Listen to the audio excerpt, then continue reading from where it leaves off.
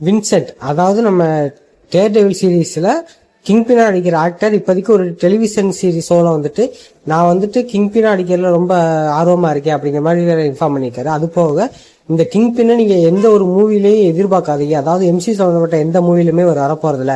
இப்போ வரப்போகிற டூம்ஸ்டே and secret வார்ஸில் முதற்கொண்டு இதுக்கப்புறம் வரப்போகிற எந்த மூவிலுமே கிங்பின் வரமாட்டார். கிங்பின் முழுக்க முழுக்க சீரீஸ்காண்டி இருக்க ஒரு கேரக்டரா. ஸோ அவர் சீரீஸ்ல மட்டும்தான் வருவார். டேர் டெவில் வேற எந்த சீரீஸ் இருந்தாலும் அந்த சீரீஸ்ல மட்டும் தான் அவர் பார்க்க முடியும். அது போக எந்த ஒரு எம்சி மூவிலுமே நீங்க அவரை எதிர்பார்க்காதீங்க அப்படிங்கிற மாதிரி சொல்லியிருக்காரு. இது ஒரு விஷயத்துல வருத்தமா இருந்தாலும் கொஞ்சம் பரவாயில்லன்னு தான் எதிர்பார்க்குறேன். ஏன்னா அவர் முழுக்க முழுக்க நம்ம டேர் டெவில் அண்ட் ஸ்பைடர்மேன் காண்டி உருவாக்கப்பட்ட ஒரு மெயின் வில்லன் தான். பட் இப்போ எம்சியில் இருக்கிற சுச்சுவேஷனுக்கு அவரை விட பல மடங்கு பெரிய வில்லன் தான் ஸ்பைடர்மேனும் சரி மற்ற நம்ம அவெஞ்சர்ஸும் சரி எதிர்த்துக்கிட்டு இருக்காங்க. அப்படி இருக்கிற பட்சத்தில் கிங்பினை போய் ஒரு மெயின் வில்லனை காட்டுறது ரொம்ப கஷ்டமான விஷயம் தான். அவருக்கு ஏதாச்சும் ஒரு விஷயத்துல வந்து அவர் ஓவர் பவர் ஆயிட்டாரு அப்படிங்கிற மாதிரி வேணா காட்டலாம்.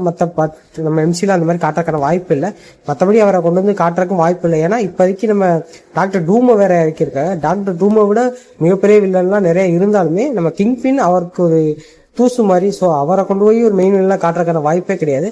ஸோ நம்ம வின்சென்ட் சொன்னது ஒரு இதில் நன்மையா இருந்தாலும் அவ்வளோ பெரிய ஒரு ஆக்டரை இதுக்கு முன்னாடி ஏதாச்சும் ஒரு மூவில கொண்டு வந்து அவரை மெயின் எல்லாம் காட்டிருக்காங்கிறதா ஒரு வருத்தம். பட் இது ஒரு நல்ல விஷயம் தான் நான் நம்புறேன். இதை பற்றி உங்கள் தாட்ஸ் கீழே கமெண்ட் பண்ணிட்டு இந்த வீடியோ பிடிச்சிருந்து லைக் பண்ணுங்க, சப்ஸ்கிரைப் பண்ணிக்கோங்க. பாய்.